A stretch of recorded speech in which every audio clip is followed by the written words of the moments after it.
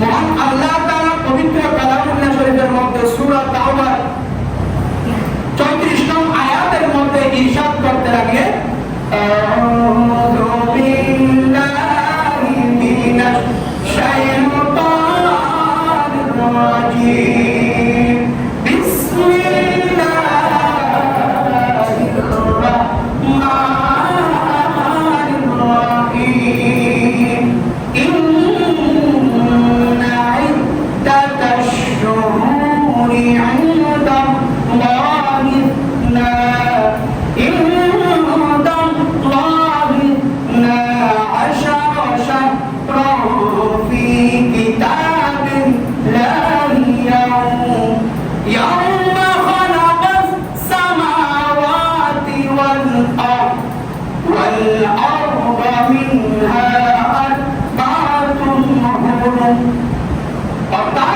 মহান আল্লাহ তাআলা এই আয়াতের মধ্যে ইরশাদ করতে লাগলেন নিশ্চয় আল্লাহর কাছে আল্লাহর কিতাবে গণনার মাস 12টি আসমান ও পৃথিবী সৃষ্টির দিক থেকে তন্মধ্যে 4টি মাস হলো সম্মানিত মাস উচ্চ আওয়াজ বলুন না সুবহানাল্লাহ।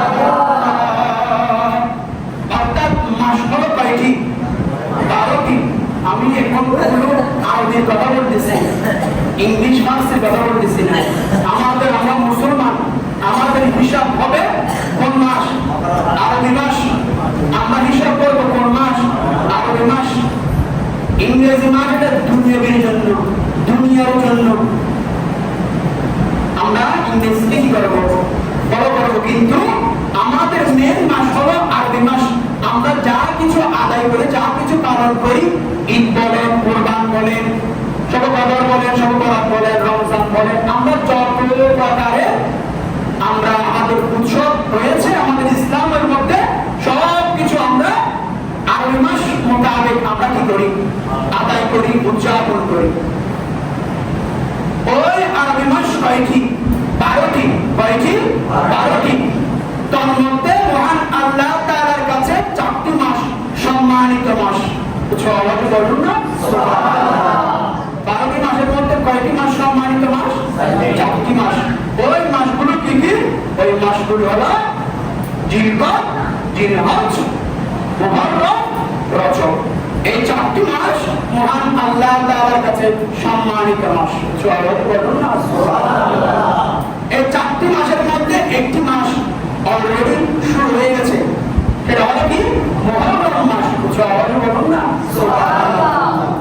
তা মুহররম মাস হলো বছরের প্রথম কি মাস, আর ইংরেজি হিসাব করতে গেলে হলো জানুয়ারি। আমরা ইংরেজি হিসাব করবো না, আমরা মুসলমান, আমরা দেখবো কোনটা আরবি মাসটা। দেখো আরবির প্রথম মাস শুরু হয়েছে, আরবির প্রথম বছর শুরু হয়েছে, মাত্র বছর শুরু হয়েছে আজ মনে হয় 5 তারিখ। তো আজ বছরের প্রথম 5 দিন আজ।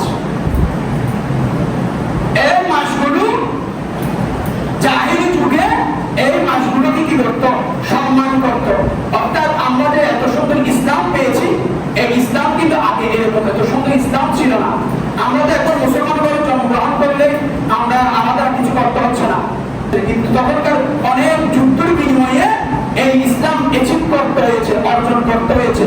অনেক দাঙ্গা হামলার বিনিময়ে এত সুন্দর ইসলাম পরিপূর্ণ হয়েছে। সবাই বলুন না সুবহানাল্লাহ।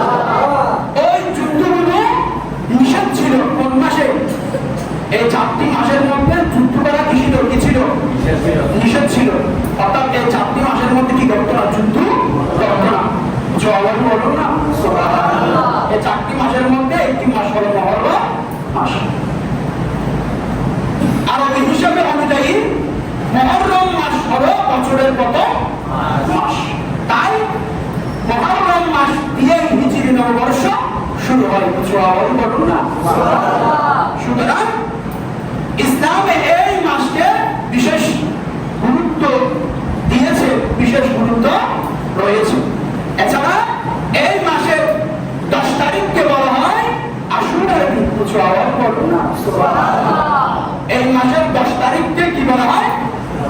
আশুরার দিন।